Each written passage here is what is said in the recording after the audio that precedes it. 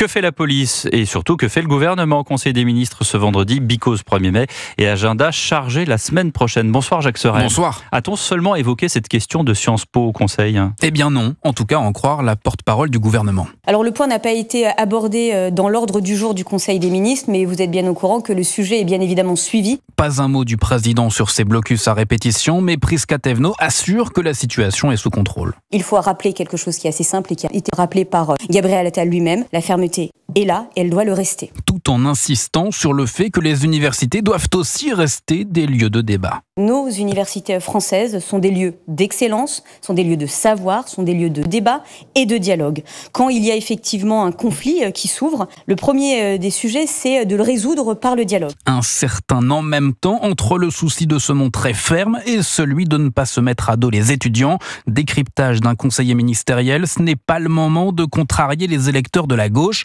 Dans les sondages pour les européennes, le candidat socialiste Raphaël Glucksmann n'est en effet pas loin de rattraper la macroniste Valérie Ayé. Merci Jacques Serret du service politique d'Europe 1.